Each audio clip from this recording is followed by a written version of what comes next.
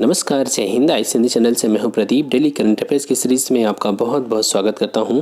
दोस्तों, इसका PDF download करने के लिए टेलीग्राम ग्रुप का लिंक दिया गया है, उसे ज्वाइन करके आप इसका पीडीएफ डाउनलोड कर सकते हैं। और प्लीज़ चैनल सब्सक्राइब नहीं किया तो ज़रूर कर लें और बेल आइकॉन को तो ज़रूर प्रेस कर दें।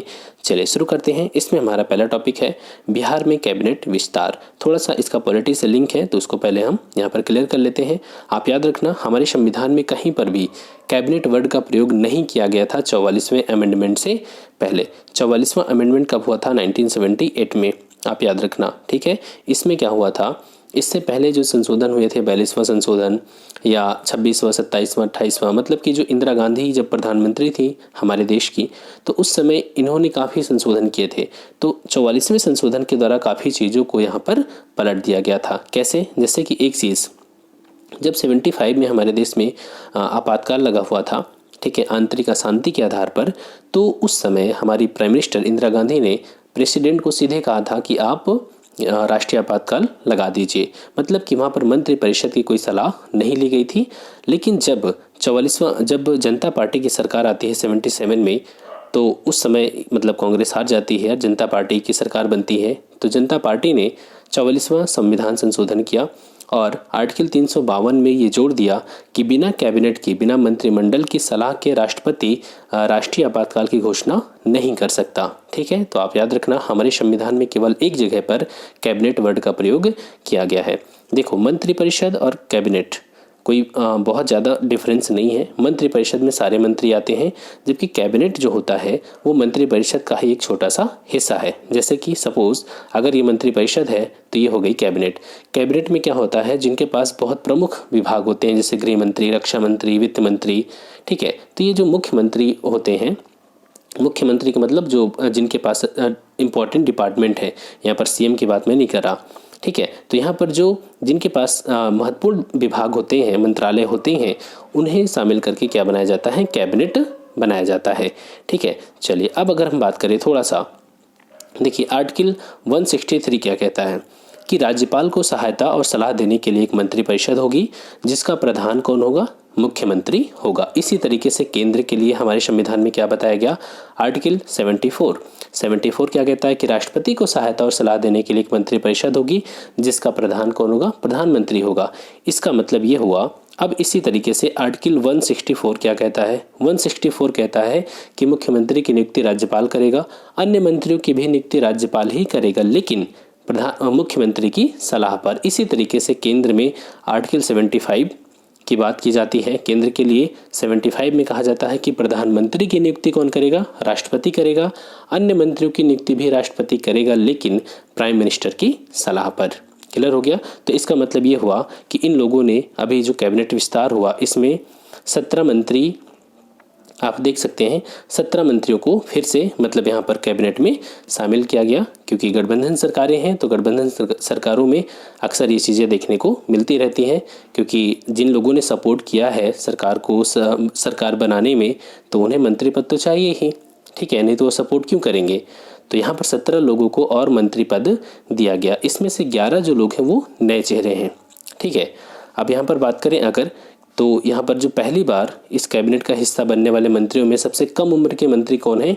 जयंत राज। इनकी उम्र महज 35 ईयर्स है, ठीक है। और पहली बार मंत्री बनने वालों में नारायण प्रसाद है सबसे उम्र दराज। इनकी उम्र जो है वो 63 है। 63 ईयर्स की एज में इन्हें मंत्रिमंडल में जगह मिली, ठीक है। और यहाँ पर बहुत खास बात नहीं, एक चीज़ यहाँ पर देख सकते हैं, देखिए नए शहरों में शामिल गोपालगंज के पूर्व सांसद जनक राम ऐसे मंत्री हैं जो फिलहाल किसी सदन के सदस्य नहीं है। अब आपसे एक सवाल है कि अगर कोई व्यक्ति ना तो विधानसभा ना तो विधान परिषद का मेंबर है, तो क्या वो मुख्यमंत्री या अन्य मंत्री बन सकता है?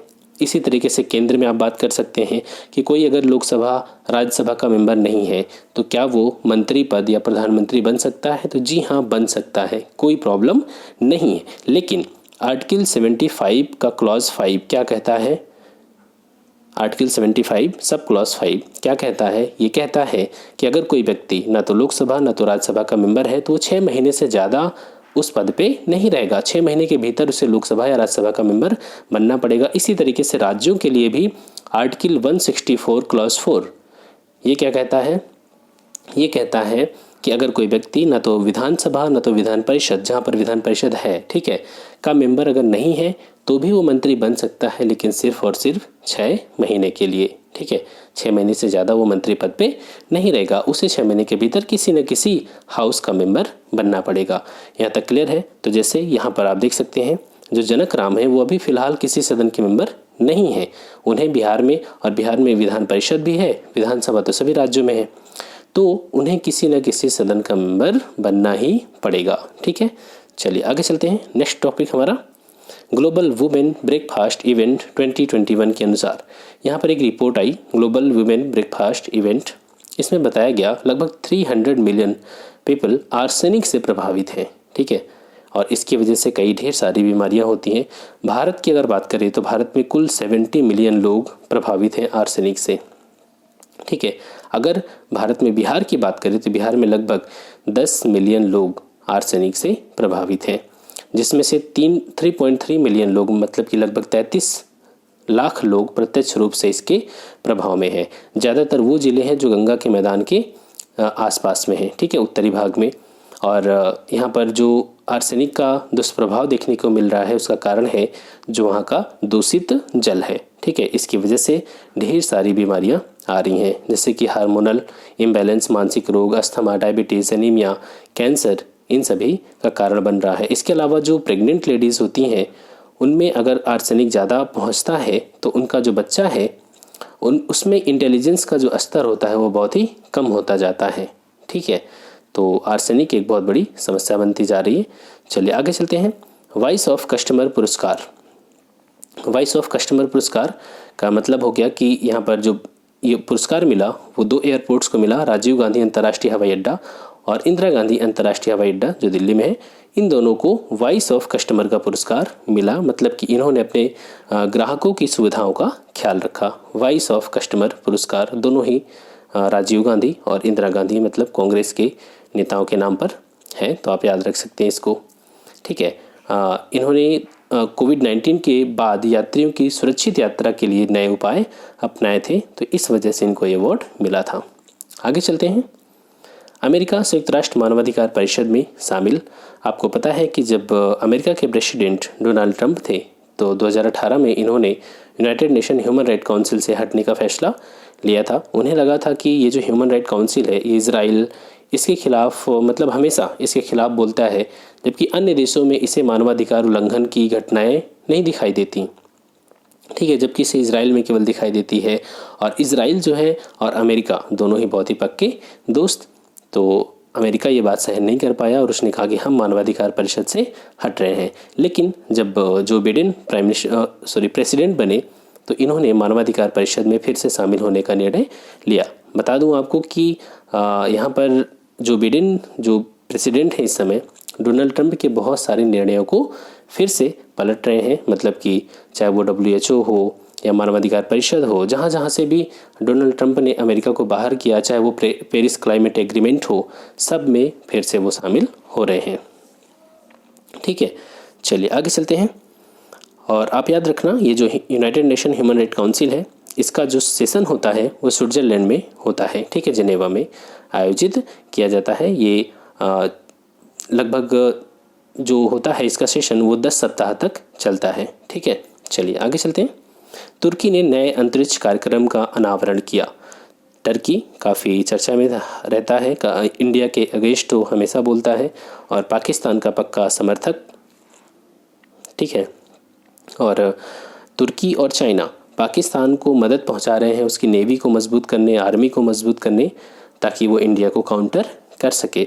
तो तुर्की ने एक बहुत ही महत्वाकांक्षी योजना यहाँ पर उसने कार्यक्रम पेश किया कि अगले 10 साल के लिए 2021 को 9 फरवरी 2021 को अपने महत्वाकांक्षी 10 साल, मतलब कि नेक्स्ट 10 ईयर्स में क्या क्या वो स्पेस प्रोग्राम लॉन्च करेगा, इसके बारे में उसने बताया। आप देख सकते हैं इसका उद्देश्य सबका क्या है, इसमें क्या क्या चीज़ें शामिल है कि चंद्रमा पर एक मिशन भेजा जाएगा, अंतर्राष्ट्रीय स्तर पर व्यवहार्य उपग्रह प्रणालियों का विकास किया जाएगा, अंतरिक्ष में तुर्की के अंतरिक्ष यात्रियों को भेजना शामिल है, ठीक है। तो अगले 10 सालों में टर्की का ये सारा प्रोग्राम है। और चूँकि जो तुर्की के प्रेसिडेंट हैं वो अपने आप को मुस्लिम राष्ट्र का नेता पेश करने की कोशिश में है। हालांकि काफ़ी नुकसान भी हो रहा है उनको, लेकिन फिर भी दिमाग खुल नहीं रहा। ठीक है, और यहाँ पर आप देख सकते हैं और भी चीज़ें, मतलब सैटेलाइट वगैरह तो हो ही गया। तुर्की ने वर्ष 2018 में अपनी तुर्की अंतरिक्ष एजेंसी की स्थापना किया था। चलिए आगे चलें। FT global MBA ranking 2021। FT का मतलब होता है फाइनेंशियल टाइम्स। ठीक है, financial times global MBA ranking 2021। इसमें जो बिजनेस स्कूल्स हैं उनकी रैंकिंग जारी की गई। तो इस रैंकिंग में 5 भारतीय बिजनेस स्कूलों ने शीर्ष 100 MBA कॉलेजेस में स्थान पाया है। कितने? 5। कौन कौन से हैं देख सकते हैं।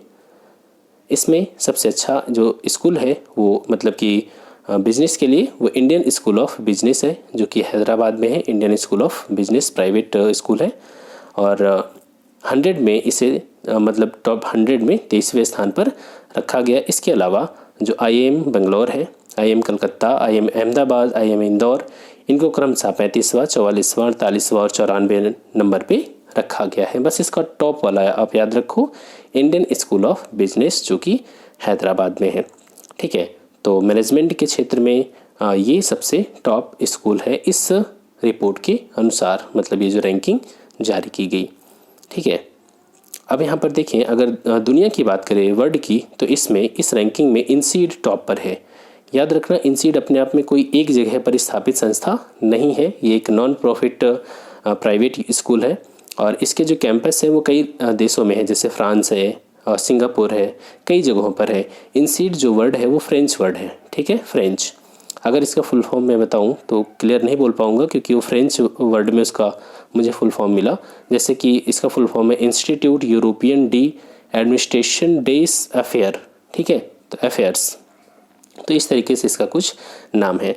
तो इसमें इनसीड को पहले नंबर पे और लंदन बिजनेस स्कूल दूसरे नंबर पे आता है। क्लियर हो गया। इस रैंकिंग में इनसीड पहले नंबर पे और लंदन बिजनेस स्कूल दूसरे नंबर पे है। ठीक है, आगे चलते हैं MCQs की ओर। हाल ही में बिहार कैबिनेट में शामिल सबसे युवा व्यक्ति कौन है? तो आप जानते हैं उनका नाम है जयंत राज। क्लियर। दूसरा question, global women breakfast event 2021 के अनुसार बिहार के कितने मिलियन लोग आर्सेनिक से प्रभावित है? यहाँ पर बात हुई है केवल बिहार के। तो बिहार में लगभग आप देख सकते हैं, देखिए बिहार में हमने बात किया था कि केवल और भारत में 10 मिलियन लोग और बिहार में देखिए 3.3 मिलियन लोग प्रत्यक्ष रूप से प्रभाव में डायरेक्टली, और टोटल जनसंख्या का बिहार में 10 मिलियन के आसपास है। तो आपका सही आंसर क्या होगा? 10 मिलियन, जबकि 3.3 मिलियन लोग तो डायरेक्टली इस आर्सेनिक से प्रभावित हैं। तो आपका सही आंसर क्या हो जाएगा? 10। ठीक है, हाल ही में किस हवाई अड्डे को वॉइस ऑफ कस्टमर पुरस्कार दिया गया? 2 हवाई अड्डे हैं, राजीव गांधी अंतर्राष्ट्रीय हवाई अड्डा और इंदिरा गांधी अंतर्राष्ट्रीय हवाई अड्डा। तो यहाँ पर 2 आंसर सही हैं, तो आपका यहाँ पर जो आंसर होगा वो ई होगा, 1 से अधिक। क्लियर। नेक्स्ट क्वेश्चन, हाल ही में कौन सा देश संयुक्त राष्ट्र मानवाधिकार परिषद में पुनः शामिल होने का निर्णय लिया है? तो आप जानते हैं अमेरिका। ठीक है, अमेरिका। आगे चलते हैं, FT ग्लोबल MBA रैंकिंग 2021 में शीर्ष स्थान वाला भारतीय संस्थान कौन है? तो यहाँ पर वर्ल्ड लेवल पे तो इनसीड है, तो भारत में कौन सा है? इंडियन स्कूल ऑफ बिजनेस, जो कि है हैदराबाद में। क्लियर। तो दोस्तों ये रहा आज का वीडियो। आई होप कि आपको अच्छा लगा होगा और कमेंट सेक्शन में ज़रूर बताना वीडियो कैसा था। Thanks for watching, keep smiling और हाँ, शेयर करना मत भूलना। Thank you.